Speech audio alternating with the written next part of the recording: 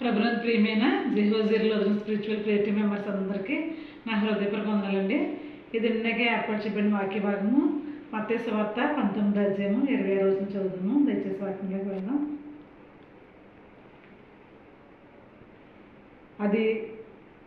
ఇది మనుషులకు అసాధ్యమే కానీ దేవునికి సమస్తమును సాధ్యమని చెప్పారు. చిన్న ప్రేయర్ చేసుకుందామండి. స్తోత్రం స్తోత్రం స్తోత్రం. పరిశుద్ధుడు పరిశుద్ధుడు పరిశుద్ధుడు సర్వభూలోకమును సృజించి దాన్ని నిత్యం పరిపాలించి కొన్ని ఏర్పడుతున్నారనేసా మీ ఘనమైన పాదములకు లెక్కించిన వాదములు ప్రభా. సర్వశక్తి గల దేవుడిగా మీరు ఉన్నారు తండ్రి. వాక్యం చిన్న ప్రతి ఒక్క బిడ్డ నూరతులు దీవించి ఆస్వాదించండి తండ్రి. నేను తండ్రి తండ్రి వాక్యానుసారమైన జీవితం జీవించడానికి అయితే తండ్రి మాకు తండ్రి అయితే మీకు సహాయాన్ని అనుగ్రహించి సమస్త ఘనతమైన మీరు పొందుకుంటారండి. నేను చిన్న ప్రతి ఒక్క బిడ్డను దీవించిన దాంట్లో ఫలింపు చేస్తారండి. మా కొరకు నా కొరకు సెలవులో ప్రాణం పెట్టి తిరిగి లేచిన ఎస్ఐ పరిశుద్ధనామమున మిక్కిలి వినయంతో బ్రతిమలాడి వేడుకుంటున్నామా తండ్రి. ఆమేన్. ఇది మనుషులకు సాధ్యమే కానీ ఇది మనుషులకు అసాధ్యము కానీ దేవునికి సమస్తము సాధ్యమే అని యేసుప్రభు గారు స్వయంగా చెప్తున్నారండి ఆ మాట. నా ప్రియమైన సోదరులారా, ఇక్కడ ఒక ఆయన యేసుప్రభు గారి దగ్గరికి వచ్చి నేను చాలా ధనవంతుడిగా ఉన్నాను, నేను దేవుని యొక్క రాజ్యంలో ప్రవేశించడానికి నాకు ఏ విధంగా ప్రవేశించగలననేసి ఆయన అడగడం చూస్తున్నప్పుడు యేసుప్రభు గారు ఏమంటారంటే, మీ యొక్క ధనాన్ని అంతా విడిచిపెట్టు, తర్వాత మీరు ఏం చేయాలంటే వ్యభిచరించకూడదు, దేవుని యొక్క ఆజ్ఞలన్నీ కూడా కరెక్ట్గా పాటించాలి, దొంగతనం చేయకూడదు, వ్యభిచరించకూడదు, అబద్ధములు ఆడకూడదు, తర్వాత ఎదుటివానికి కీడు చేయకూడదు అని ఆయన యేసుప్రభు గారు ఇన్ని లక్షణాలు కూడా ఆయన చెప్తున్నారండి. చెప్తుంటే ఆ యొక్క ధనవంతుడైన మనుషుడు ఏమంటాడంటే, అయితే నేను ఇవన్నింటిలోనూ కూడా చాలా పర్ఫెక్ట్గా ఉంటున్నాను, అయితే నేను పరలోక రాజ్యానికి వారసుడిని అవ్వగలనా అని అడుగుతున్నాడు.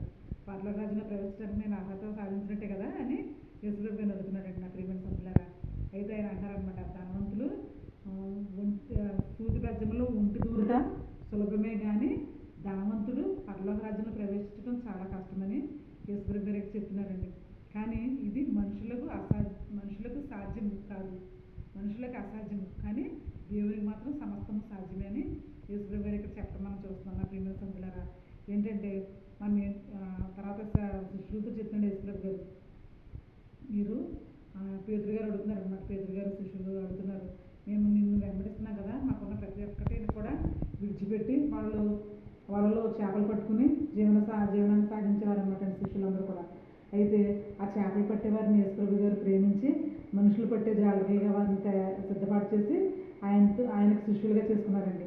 అప్పుడు యేసుప్రభు గారు ఏమంటారంటే వాళ్ళతోటి, మీరు నేను ఏదైతే సింహాసనం పొందుకుంటానో పరలోక రాజ్యానికి వెళ్ళిన తర్వాత సింహాసనాసీనులు అవుతుంది కదా, ఆ సింహాసనం మీద మీరు కూడా 12 సింహాసనాలు, 11 మంది కూడా 11 సింహాసనాలు మీరు సింహాసనాసీనులు అవుతారు. సేమ్ నాకులాగే నేను ఏ విధంగా అయితే సింహాసనాసీనులు అవుతానో నన్ను వెంబడించిన మీరు కూడా నా తండ్రి మీకు ఇచ్చే సింహాసనాలు తప్పకుండా ఒక్కొక్క సింహాసనం మీద మీరు ఆసీనులుగా ఉంటారు అని యేసుప్రభు గారు వాళ్ళకి వాగ్దానం చేస్తారన్న ప్రియమైన సోదరులారా.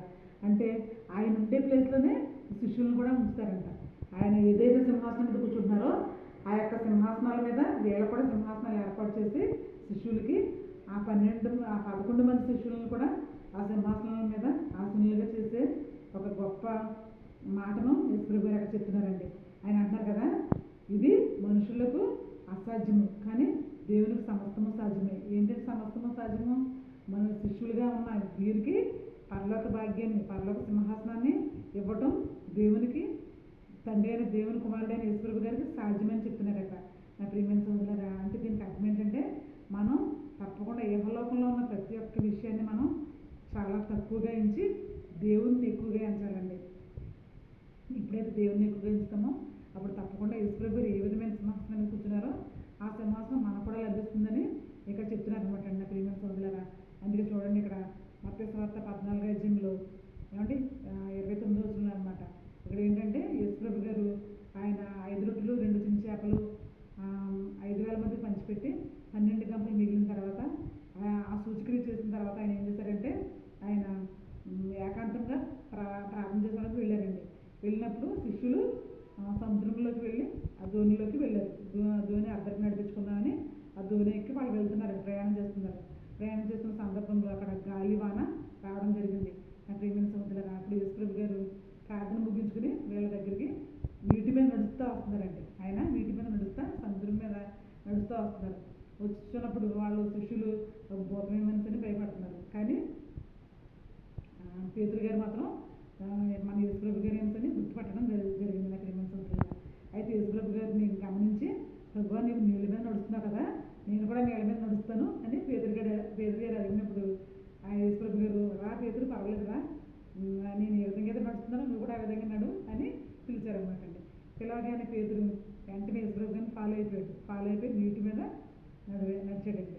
అయితే మళ్ళా కొంచెంసేపు నడిచిన తర్వాత ఆయన పక్కకు చూడడంతో మళ్ళా ఆ యొక్క సముద్రంలో మునిగిపోతున్నాడండి.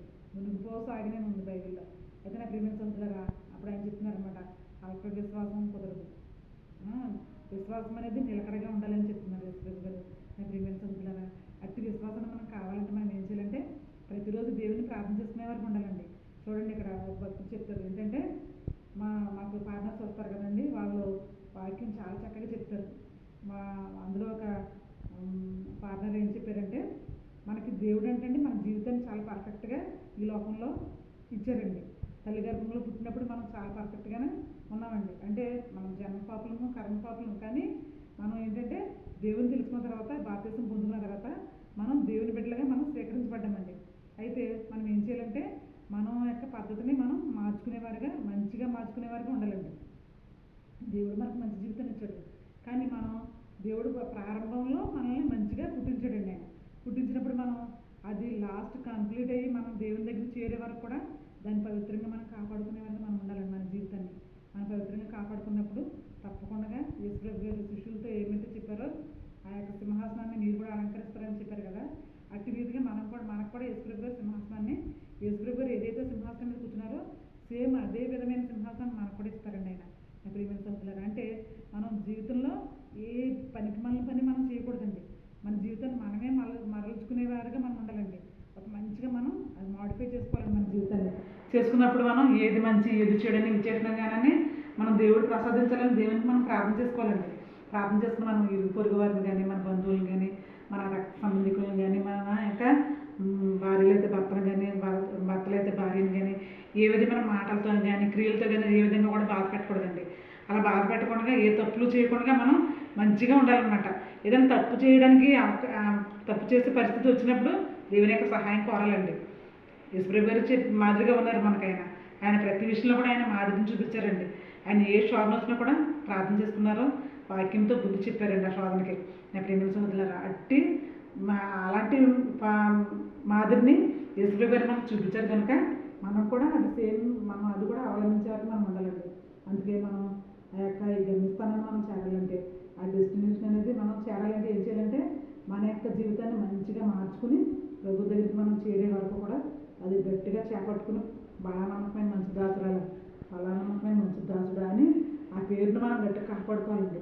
అందుకని పేరు గారు అడుగుతున్నప్పుడు, శిష్యులు అడుగుతున్నప్పుడు ఆయన అంటున్నారు, నేను ఏదైతే సింహాసనం మీద కూర్చుంటానో సేమ్ అదే విధంగా మీకు కూడా సింహాసనంలో ఉంటాయి, మీరు తీర్పు తీరుస్తారు. నేను ఏదైతే తీరుస్తున్నానో తీర్పు తీరుస్తాను కదా, అట్టి తీర్పుని మీరు కూడా తీరుస్తారు. ఎవరంటే శిష్యులు తీరుస్తారంట. అంటే నా ప్రియమైన సోదరులారా, ఒక మనిషికి తీర్పు తీర్చాలంటే అసలు మనం చాలా పర్ఫెక్ట్గా 100% పర్ఫెక్ట్గా ఉంటేనే ఎంతవరకు మనం తీర్పు తీర్చగల శక్తిని దేవుడు మనకు ఇస్తారండి.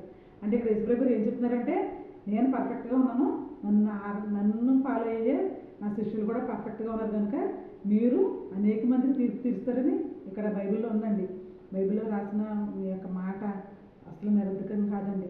ఆకాశం భూమి మారినా కూడా దేవుని యొక్క మాటలు మారవండి.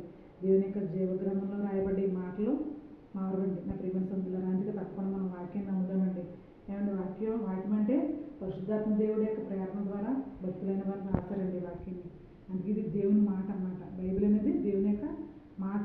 ఆ మాట తప్పకుండా ఆ భూమి ఆకాశాలు గతించినా కూడా నా మాటలు ఎన్నటికీ గతించదు. ప్రియమైన సోదరులారా, అందుకే దేవుడు ఏమంటారంటే, మీకు అసాధ్యం కావచ్చు కానీ దేవునికి సమస్తము సాధ్యమే. అంటే ఎప్పుడండి మనం ఏదైనా శోధనలు పడుతున్నప్పుడు తప్పకుండా మనం ప్రార్థన చేసుకుని దేవుని యొక్క సహాయం కోరినప్పుడు మనం పర్ఫెక్ట్గానే జీవించగలుగుతామండి.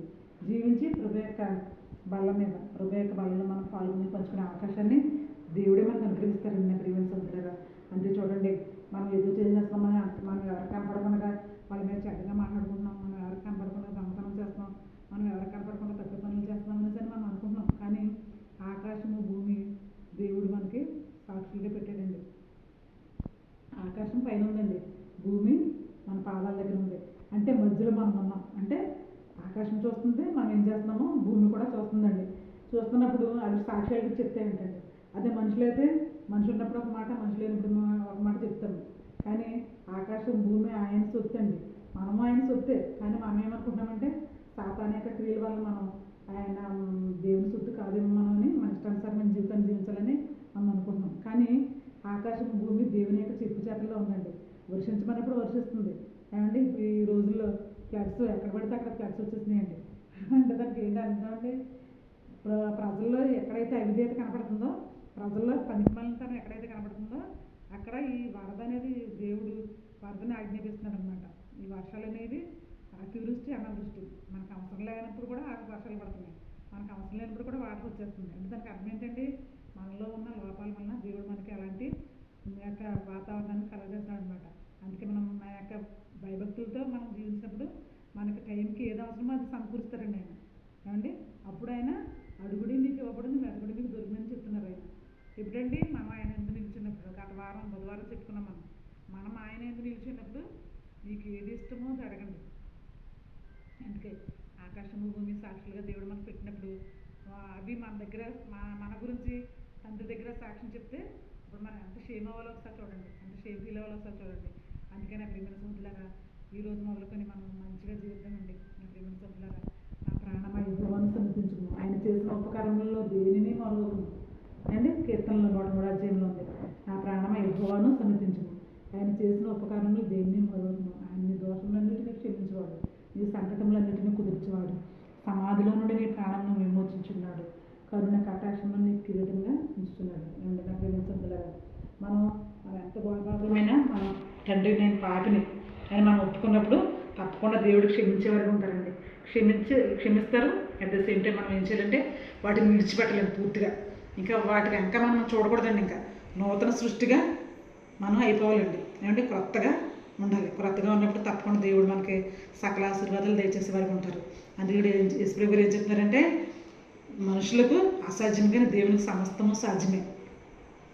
మనం ఎప్పుడైతే మంచిగా ఉండాలని మనం మన హృదయంలో నిర్ణయించుకున్నప్పుడు దేవుడు తప్పకుండా మనకు సహాయం చేస్తారండి. అమ్మో నేను ఇలా ఉండలేనేమో, ఇలా చేస్తే కనుక నన్ను నా పక్కలు నా ఫ్రెండ్స్గా ఉండరేమో, వాళ్ళతో పాటు తప్పుడు పనులు నేను చేయలేమో, వాళ్ళతో పాటు చెడ్డ మాటలు. కొంతమంది చూడండి ఒక మనిషి మీద చెడ్డగా ఒక మాట అంటారు, ఆ మాటగా చుట్టూ కూర్చున్న వారు అందరూ కూడా దాన్ని సపోర్ట్ చేసి ఇంకో మాట అలా స్ప్రెడ్ చేస్తూ ఉంటారు. కానీ అలాంటి పనికిమాలిన మాటలు మనం అందులో పాపితో స్నేహం చేస్తే మనం కూడా పాపంగానే ఉంటామండి. అందుకే మనం చెడ్డ మాటలు చెప్తున్నప్పుడు మనం కూడా ఆ మాటకి ఇంకో మాట వేసి సపోర్ట్ చేసి అలా చేస్తుంటే వాళ్ళ యొక్క గౌరవాన్ని మనం అప్రతిష్ట పాలు చేస్తున్నప్పుడు దేవుడు మనల్ని కూడా తీర్పులోకి తీసుకొస్తాడండి. ఆయన తీర్పులోకి తీసుకొచ్చినప్పుడు మనం చాలా భయంకరమైన ఇబ్బందులు మనం గురవుతాం. అక్కడ ఏడుపును పండ్లు కొరుకుటే ఉంటుందండి నరకంలో, ఇంకా అంతకంటే ఏమీ ఉండదు. అందుకే నా ప్రియమైన సోదరులారా, ఆ యొక్క నిత్య శిక్షకి మనం గురి కాకుండా ఉండాలంటే, ఏమంటే దేవుని యొక్క శిక్షకి, దేవుని యొక్క ఉగ్రతకి మనం బలి కాకుండా ఉండాలంటే మనం ఏం చేయాలంటే మంచి నిర్ణయాలు తీసుకోవాలి. శిష్యులైన వారు యేసుప్రభుని ఏ విధంగా అయితే వెంబడించారో, ఏమండి ఆ యొక్క 11 మందికి కూడా 11 సింహాసనాలు ఏ విధంగా అయితే యేసుప్రభు గారి దగ్గర ఏర్పాటు చేసుకున్నారో అలాంటి సింహాసనం మనం కూడా కావాలంటే కనుక మనకిచ్చిన ప్రాణంతో దేవుని స్తుతించాలండి, మనకిచ్చిన ఆరోగ్యంతో దేవుని స్తుతించాలి. ఆ విధంగా స్తుతించినప్పుడు తప్పకుండా దేవుడు ఏమంటే సకల ఆశీర్వాదాలు దయచేస్తాడు, మన బిడ్డలను కాపాడతారు, తర్వాత మన బంధువులను కాపాడతారండి, మనకు ఆయుష్ని ఆరోగ్యం దేవుడు ప్రసాదిస్తారండి. అలాంటి ఆరోగ్యాన్ని ఆయుష్ని ప్రసాదించాలంటే సమస్తము దేవునికే మాత్రమే సాధ్యమండి.